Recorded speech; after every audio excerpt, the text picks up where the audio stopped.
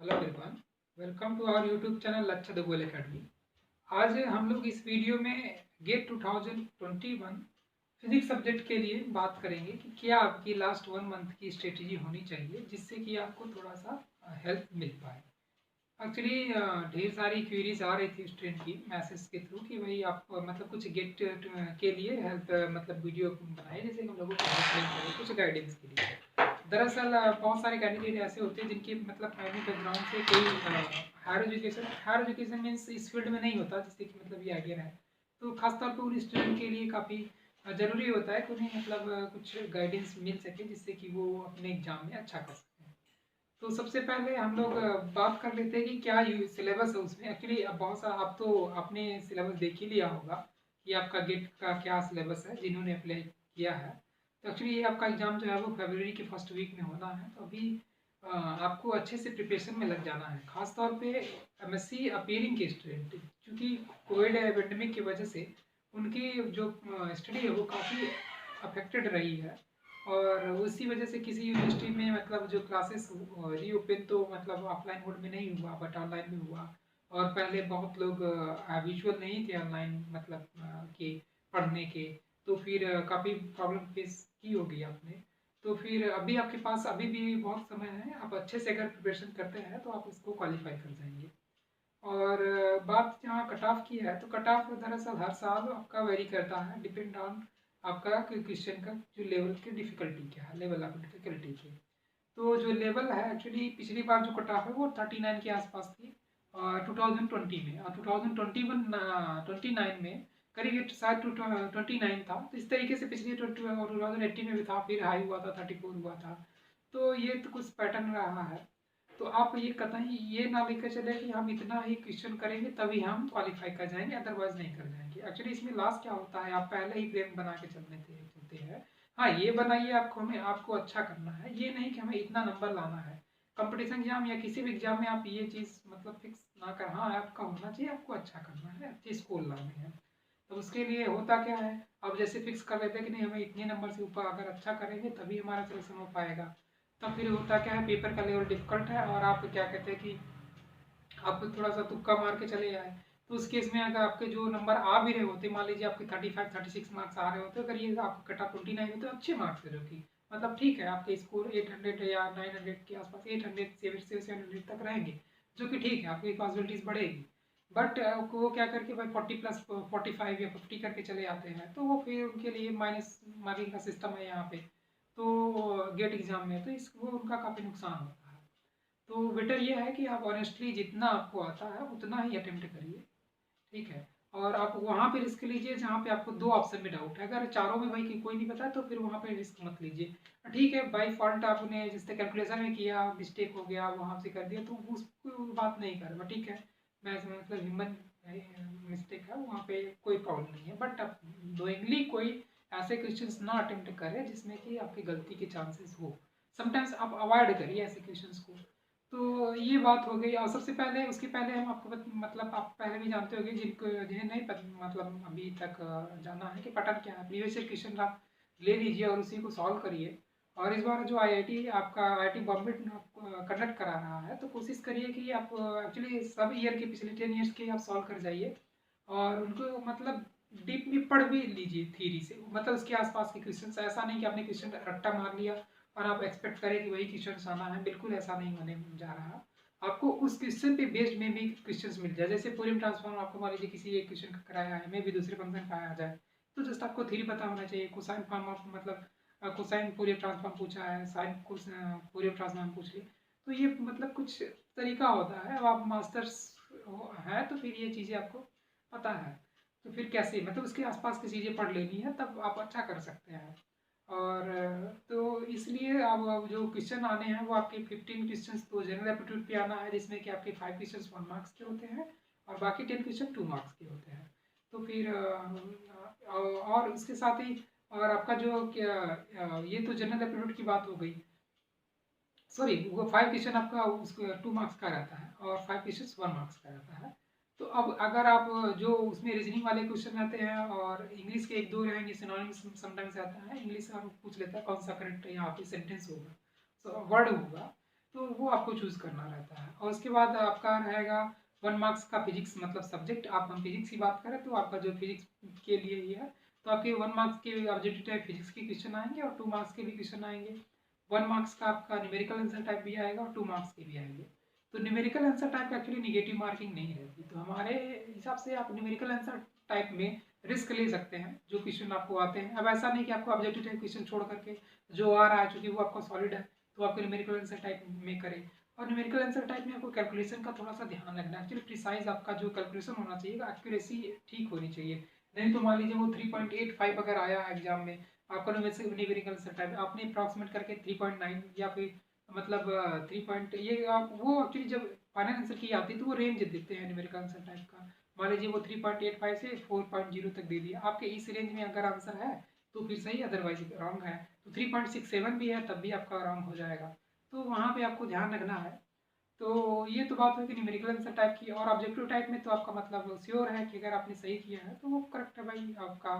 तो ये तो बात हो गई नंबर ऑफ क्वेश्चंस की किस तरीके से और कितने पूछे जाने हैं। अब हम बात कर लेते हैं कि किस पोर्शन को वो ज़्यादा मतलब टच करते हैं। तो एक्चुअली पिछले 10 ईयर्स को अगर हम देखें तो उनका जो पैटर्न रहा है, और हम तो ये कहेंगे आपसे कि आप आईआईटी बॉम्बे वाले मतलब जिस जिस सन में उन्होंने कराया तो उस वाले मतलब क्वेश्चंस को ज़्यादा कवर अच्छे से करिए तो ज़्यादा आपको फ़ायदा हो सकता है मिल जाए। और तो जो कि अब जो सबसे ज़्यादा कवर करता है आई गेट एग्जाम में, तो वो आपका मैथमेटिकल फिजिक्स से है। मैथमेटिकल फिजिक्स में आपका वही जो है रिमान रिमान के क्या कहो उसके काची स्टडी थ्योरम वगैरह है, और लाप्लास ट्रांसफॉर्म है, फूरियर ट्रांसफॉर्म है, फूरियर सीरीज है। तो इस पे बेस्ड क्वेश्चन है और काफ़ी मतलब सिंपल है, तो आप मतलब ठीक ठाक स्कोर कर सकते हैं आप इसको अगर आप देखें तो। और इसके लिए बुक एक्चुअली HK10 आप देख सकते हैं। HK10 में आपका काफ़ी नंबर ऑफ एक्सरसाइज दिए, सॉल्व एग्जाम्पल भी दिया हुआ है, और उसमें समटाइम्स वहाँ से डायरेक्ट क्वेश्चन भी आया हुआ है देखने को मिला। उसके बाद क्लासिकल मैकेनिक्स की बात आती है। क्लासिकल मैकेनिक्स भी आपका सिंपल है, जहाँ पे आप मतलब एक दो मतलब लैग्रेंजन दिया हो, हैमिल्टोनियन निकालना, हैमिल्टोनियन से लैग्रेंजन निकालना, हैमिल्टोनियन इक्वेशन ऑफ मोशन, इस तरीके का। और क्या कहते हैं कि इनवेरिएंट रिलेशन वगैरह भी इस तरीके से आपने इसमें आपको करना है। तो इसके लिए आप गुप्ता कुमार देख सकते हैं, HK10 इसके लिए।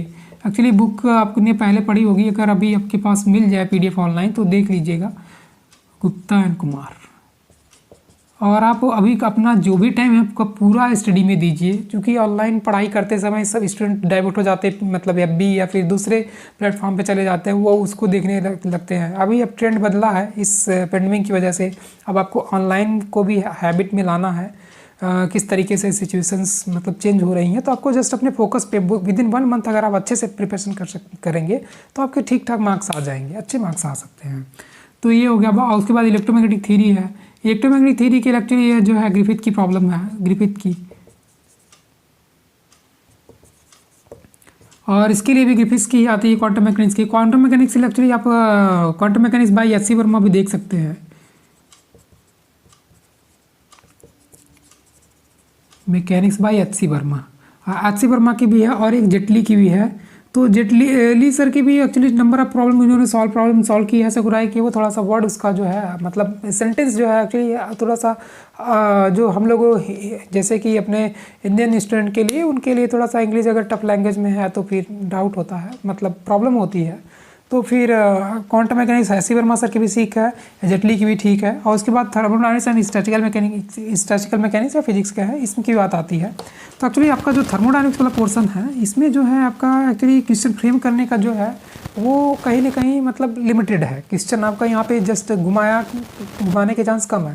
थर्मोडायनामिक प्रोसेस में जो भी आपका एडियाबैटिक है और आइसोकोरिक है और थर्मोडायनामिक पोटेंशियल है, उसमें किस तरीके से चेंजन हो रहा है, फ्री एक्सपेंशन के जो रिलेशन है, तो काफ़ी मतलब कहीं ना कहीं लिमिटेड है, तो आप वेरिएशन कम हो सकते हैं। तो आप इसको अगर अच्छे से कर ले तो आप मतलब अच्छे से पूरा फुल मार्क्स आप गेन कर सकते हैं इस वाले पोर्शन से। और वहीं कहीं स्टैटिस्टिकल मैकेनिक्स में कुछ क्वेश्चन इसमें आपके टफ आते हैं, कुछ क्वेश्चन आसान आते हैं। एक्चुअली कुछ क्वेश्चन आपके स्टैटिकल फिजिक्स और सॉलिड स्टेट फिजिक्स के मैच कर जाता है। जैसे कि हम वेव वेक्टर की बात करें तो वेव वेक्टर मतलब 1 डायमेंशन, 2 डायमेंशन, 3 डायमेंशन के मतलब उसके बाद पार्टिकल के लिए मतलब 1 डायमेंशन, 2 डायमेंशन और 3 डायमेंशन के केस में तो दोनों जगह वेव वेक्टर का केस पढ़ते हैं। तो और MB और B और FD डिस्ट्रीब्यूशन है, उस पर प्रॉब्लम आती है, एंट्रोपी पे प्रॉब्लम आती है। तो आप अगर जो रिजल्ट है जिसको फार्मूला याद रख लिए, फार्मूला बेस्ड प्रॉब्लम आती है तो इसको भी आप इजी वाले तो एटलीस्ट कर ही सकते हैं। कुछ केसेस इसकी भी टफ आती है, रैंडम वॉक प्रॉब्लम से हो गया और इस तरीके से है, तो वहाँ पे आप कर सकते हैं। बट आप अगर ये वाला पोर्सन ठीक से कर लिए, और जो गेट का है प्रायोरिटी वो एक्चुअली हर यूनिट से क्वेश्चन आएगा, बट जो कहीं ना कहीं वो इस वाले पोर्शन को, मैथमेटिकल फिजिक्स को, और आपका जो है ये है सॉलिड स्टेट फिजिक्स और उसके बाद इलेक्ट्रॉनिक्स, ये 3 चीज़ वो काफ़ी ज़्यादा मतलब इससे क्वेश्चन इस पोर्शन से आते हैं। तो आप हर यूनिट का वीक पोर्शन, एक्चुअली आप ज़्यादा से मतलब 9 यूनिट पढ़े रहिए, उसका छोटा छोटा मतलब जो सिंपल वाला पार्ट है वो भी आप क्लियर किए रहे, तब भी आप एवरेज मतलब एवरेज स्टूडेंट की तरह नंबर अच्छे से पा सकते हैं। क्योंकि हर यूनिट का मतलब कुछ पोर्शन सिंपल होता है और कुछ पोर्शन मतलब टफ है, तो अगर जिसकी प्रैक्टिस अभी कम हुई है, कम समय है, तो वो भी क्वालिफाई कर सकते हैं। तो आपका ना क्वालिफाई होने से क्वालिफाई कर गए, मतलब अच्छी रैंक नहीं है, तब भी वो तो बढ़िया है, आपके सीवी में मतलब ऐड होगा। और आप जो अभी मतलब ओल्ड IITs है, और जो न्यू IITs है, सॉरी ओल्ड IITs में तो नहीं, न्यू IITs है, उनमें आपको एडमिशन के चांसेस पूरे हैं। और PhD के लिए एक्चुअली अभी क्या है कि आपका जो मतलब नंबर ऑफ सीटें में भी कम हो सकती हैं, क्योंकि फेलोशिप जो है एक्चुअली PhD एडमिशन में, PhD के दौरान आपको 3 तरीके की फेलोशिप मिलती है एक स्टूडेंट को। 3 तरीके का मतलब एक ही स्टूडेंट को 3 तरीके से नहीं मिलेगी, मतलब 3 तरीके से PhD स्टूडेंट को रिक्रूटमेंट में कहिए कि या फिर उनका एडमिशन होता है। तो पहला ये है कि ऐसे स्टूडेंट जिनको मतलब इंस्टीट्यूट के मतलब प्रोसेस सबका वही है, बट एक को इंस्टीट्यूट फेलोशिप दी जाती है जहाँ पे उसकी फंडिंग मतलब इंस्टीट्यूट के थ्रू होती है, दूसरा आपका CSIR के थ्रू आपको मिलता है, जिनका JRF होता है उन्हें CSIR से फेलोशिप अगर वो चाहें तो वहाँ से ही करा सकते हैं, चाहे क्या जिस मोड में उनका एडमिशन होगा उसी मोड में उनको मतलब फेलोशिप मिलेगी। और तीसरे होते हैं इंस्पायर कैंडिडेट। इंस्पायर मतलब जिनको मतलब हाई स्कूल में वो कुछ प्रांशुष्ट का क्राइटेरिया रहता है स्टेट गवर्नमेंट का, उसके बाद सेंट्रल गवर्नमेंट का भी, तो उसको क्राइटेरिया को जो फुलफिल करते हैं वो इंस्पायर कैंडिडेट, उनकी भी फेलोशिप DST से मिलती है। तो ये तो 3 मोड हो गए। तो आपको मतलब वही है कि न्यू IITs में भी अगर आपको एडमिशन मिलता है तो आपको IITs का प्लेटफॉर्म मिलता है, जो कि बड़ी बात है। एक्चुअली इंफ्रास्ट्रक्चर ही मैटर करता है, और IITs का नो डाउट आपके यूनिवर्सिटीज़ या मतलब रिसर्च के केस में कहें तो मतलब कुछ IITs को इतना अच्छा ठीक परफॉर्मेंस नहीं रहा है, बट ये कहीं प्लेटफॉर्म अच्छा मिलता है, आप अच्छा कर सकते हैं। आपकी लगन अगर मेहनत आप करें तो आप किसी भी IITs में रहिए, तो ये मैटर कम करता है, बशर्ते आपकी हार्ड वर्क और आपका मतलब थोड़ा सा गाइड के उस पर डिपेंड करता है, आप अच्छा कर सकते हैं किसी भी IITs में रहें तो हम लोग कह रहे थे कि आपको किस किस क्वेश्चन को अच्छे से मतलब करना है, तो वो सॉलिड स्टेट फिजिक्स हो गया। उसके बाद बात आती है इलेक्ट्रॉनिक्स की। अच्छा, उसके पहले आप सॉलिड स्टेट फिजिक्स के या चार्ल्स कीटल वगैरह की बुक देख लेंगे आप, और इसमें जो है आपका ब्रिलियंट जोन है, और फिर वेव वेक्टर है, और वेव वेक्टर के साथ साथ आपका जो डेंसिटी है, डेंसिटी फर्मी एनर्जी है, फर्मी एनर्जी, और उसके बाद इस पर बेस्ड काफ़ी क्वेश्चंस देखने को मिले हैं। और एवरेज एनर्जी है, 1 डायमेंशन, 2 डायमेंशन, 3 डायमेंशन में किस तरीके से वेव वेक्टर पे डिपेंड करता है, KF पे आपका वेव वेक्टर पे है। उसके बाद एटॉमिक एंड मॉलिक्यूलर फिजिक्स में देखें तो atomic and molecular physics actually इसका भी कुछ वीक पर्सन इस तरीके आपके LH कपलिंग है, JJ कपलिंग है, और एटॉमिक फिजिक्स इसमें आपका लेजर वाला पोर्सन भी आता है। तो ये लेजर वाली चीज़ अपनी BSc ग्रेजुएशन में पढ़ी है, तो उससे थोड़े बहुत मिलते जुलते क्वेश्चन आपको मिल सकते हैं। तो आप लेजर वाला पोर्शन वो आपके लिए सिंपल रहेगा, मतलब अगर आपने पढ़ा है उसे कर जाते हैं तो वो काफ़ी बेनिफिशियल रहता है। तो कहने का मतलब हमारा यही है कि आप हर यूनिट को कवर करिए, उसका जो इस मतलब इस आसान वाले पोर्शन है एटलीस्ट वहाँ से प्रॉब्लम आए तो कर जाएं। जो थोड़े से स्टैंडर्ड क्वेश्चन होते हैं अगर आप वो कर लेते तो आपके लिए सरप्लस रहेगा, और बाकी आप क्वालिफाई तो कर जाएंगे। और उसके बाद इलेक्ट्रॉनिक्स की बात आती है। इलेक्ट्रॉनिक्स में आपका AK मेहता सर की आती है और गायकवाड़ सर की आती है, तो आप उसको भी देख लेंगे, पढ़ लेंगे। और एक्चुअली डिजिटल इलेक्ट्रॉनिक्स में भी क्वेश्चन समटाइम्स बनता है, आर एंड नॉट गेट, वो तो सिंपल है, लॉजिक गेट वगैरह का भी, तो आप मतलब वो एटलीस्ट उसको प्रॉब्लम कर जाएंगे तो भी आपके लिए ठीक बेहतर है। उसके बाद बात आती है न्यूक्लियर एंड पार्टिकल फिजिक्स की। तो न्यूक्लियर एंड पार्टिकल फिजिक्स में आपका सेल मॉडल है, और लिक्विड ड्रॉप मॉडल है, सरफेस एनर्जी टर्म है, वॉल्यूम एनर्जी वाला टर्म है। तो इस तरीके से उस पर जो एटॉमिक मास नंबर पे किस तरीके से डिपेंड करता है, समटाइम्स वहाँ से भी डायरेक्ट प्रॉब्लम आ जाती है। और वो पार्टिकल फिजिक्स में आपका कंजर्वेशन, कोई न्यूक्लियर रिएक्शन दी रहेगी, वो कंजर्व है कि नहीं आपको बताना है।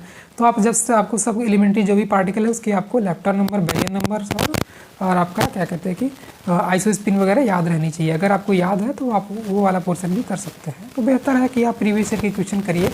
और जो MSc अपीयरिंग वाले स्टूडेंट हैं उनके लिए थोड़ा सा इस बार चैलेंजिंग रहना है, वो इसीलिए कि आपका जो पढ़ाई है कहीं ना कहीं प्रभावित रही है, और जो क्वालिफाई मतलब MSc पास आउट है उनके लिए तो ये अच्छा मौका भी रहा है क्योंकि वो जस्ट पढ़ाई यही की है लॉकडाउन में, तो भाई किसी को कहीं मतलब कोई बिजी शेड्यूल तो रहा नहीं है, तो इस तरीके से वो अच्छा कर सकते हैं। और कहीं ना कहीं बाकी जो अपेयरिंग के स्टूडेंट हैं उनके लिए ये चैलेंज है। तो ये तो बात हो गई क्या आपका सिलेबस है, क्या क्या पढ़ना है बुक के लिए। तो ये है न्यूक्लियर फिजिक्स के लिए आपकी एक आती है गोयल सर की आती है, आप उसको देख सकते हैं। एटॉमिक फिजिक्स की तो आपको पता है राजकुमार सर की आती है, वो तो काफ़ी फेमस होते हैं, मेरठ के हैं वो राजकुमार सर, तो उनका भी काफ़ी मतलब उससे ज़्यादा आपको नहीं, आपके उसमें नहीं आना है। तो ये बात हो गई बुक की और सिलेबस की। अब बात करते हैं हम लोग कट ऑफ की। तो कट ऑफ में एक्चुअली कोई फिक्स क्राइटेरिया नहीं, जैसा कि हमने आपको पहले ही बताया कि कोई फिक्स क्राइटेरिया नहीं, कितना ही जाना है वो डिपेंड करता है पेपर के लेवल ऑफ डिफिकल्टी पे।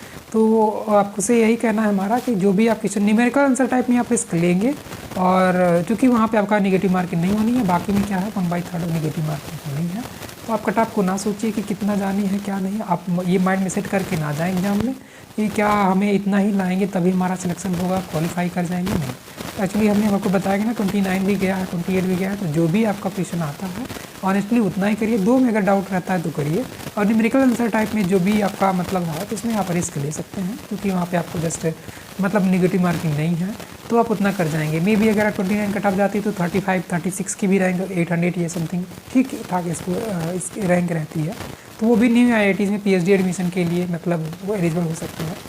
अब और बाकी गेट एग्ज़ाम होने के बाद हम लोग मतलब इस पे बात करेंगे कि किस इंस्टीट्यूट में कितने स्कोर वाले अप्रॉक्स मतलब अप्लाई करें कि जिससे उनको कॉल आ सकती है। तो होता क्या है, यही बात है कि जिनके यहाँ मतलब गाइडेंस नहीं है तो वो मतलब वो हर जगह अप्लाई कर देते हैं, और उनके यहाँ मतलब कॉल नहीं आती इंटरव्यू के लिए।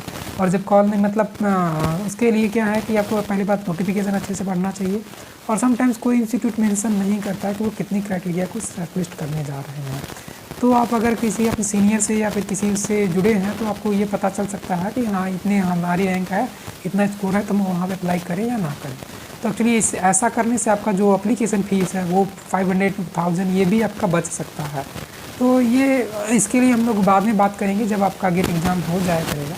हम लोग इस चैनल के थ्रू आपको साइंस सब्जेक्ट से रिलेटेड जो भी एग्ज़ाम होते हैं और होंगे उस पर हम लोग हेल्प आपको मिलती रहेगी। अभी के लिए हम लोग जस्ट PGT और GIC लेक्चरर TGT के सब्जेक्ट के लिए हम लोग मेनली फोकस्ड हैं और इसी पे काम कर रहे हैं। बट स्टूडेंट की क्वेरीज थी कि आप हमको इस तरीके के थ्रू मतलब कुछ हेल्प कर पाएँ, तो हमने कोशिश की आपको कुछ हेल्प मिल पाए इस वीडियो के थ्रू। तो अभी इस चैनल पे जो लोग नए हैं और आप सब्जेक्ट से हैं फिजिक्स, केमिस्ट्री या मैथ से, तो आप लोग चैनल को सब्सक्राइब करिए और ज़्यादा से ज़्यादा अपने फ्रेंड सर्कल में शेयर करिए, क्योंकि आपको मतलब इस चैनल के थ्रू आपको इन सब्जेक्ट्स के लिए हेल्प मिलती रहेगी, चाहे वो आपका मतलब इस सब्जेक्ट से रिलेटेड जो भी एग्ज़ाम है। और अगर आपके गेट में अच्छे स्कोर्स आ जाते हैं तो हमें ये भी बात अभी ध्यान आ रही है तो आपको बता दिया जाए कि आपको BRC और DRDO PSUs में भी जाने का चांस रहता है। और PSUs में अगर आपकी रैंक टॉप 50 में टॉप 25 के अंदर आती है तब आपकी कॉल आ सकती है इंटरव्यू के लिए और आप इसमें अपीयर हो सकते हैं। एक्चुअली PSUs में जो आपका सीट रहता है फिजिक्स सब्जेक्ट के लिए वो मतलब अदर सब्जेक्ट के हिसाब से कम रहता है। अदर मतलब इंजीनियरिंग बैकग्राउंड के जो सब इंजीनियरिंग के फील्ड में जो सब्जेक्ट है उनके थ्रू उनके कंपैरिजन में। बट है अगर इनकी जिसके अच्छे स्कोर आते हैं तो वो वहाँ पे भी सिलेक्शन ले सकते हैं, बहुत अच्छी जॉब है ONGC वगैरह में। और उसके बाद आपकी हम बात करें तो DRDO में भी पिछले ईयर उन्होंने मतलब गेट के थ्रू इंटरव्यू के लिए कॉल किया था जिनकी अच्छी रैंक थी, जिन्होंने अप्लाई किया था। और उसके बाद BRC भी रिक्रूटमेंट कराता है अपना, तो वो 2 तरीके से लेता है, एक रिटन तरीके से लेता है, वो अपना खुद का रिटन कराता है। उसमें भी उनका एक क्राइटेरिया होता है कितने नंबर के बाद ही उनका एक कट ऑफ होता है, हर साल वो वेरी करती है। कितने कट ऑफ के ज़्यादा वाले ही वो इंटरव्यू के लिए कॉल करते हैं, और गेट में भी जितना उनका मतलब एक फिक्स कर देते हैं उतने स्कोर्स के एबव वाले को वो गेट स्कोर में भी अगर उनका है तो वो बुलाते हैं इंटरव्यू के लिए। और फिर आप इंटरव्यू क्वालिफाई कर लेते हैं तो आपको साइंटिस्ट की पोस्ट दी जाती है। तो वो भी जो कि काफ़ी रिपीटेड और मतलब रिस्पेक्टेड जॉब है। और साइंस की फील्ड में जो जाना चाहते हैं वो इसके लिए काफ़ी इंपॉर्टेंट और काफ़ी ये कहिए कि रिस्पेक्टेड जॉब है। आप अच्छे से उसमें अपना कैरियर बना सकते हैं। तो अभी आज के लिए इस वीडियो में इतना ही। Okay, thank you.